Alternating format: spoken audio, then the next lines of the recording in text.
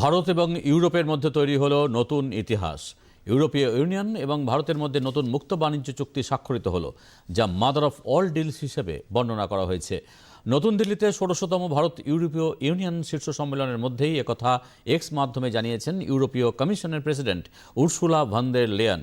প্রধানমন্ত্রী নরেন্দ্র মোদীর সঙ্গে ছবি পোস্ট করে তিনি লিখেছেন, ভারত এবং ইউরোপীয় ইউনিয়নের মধ্যে সম্পর্ক আরও দৃঢ় হবে।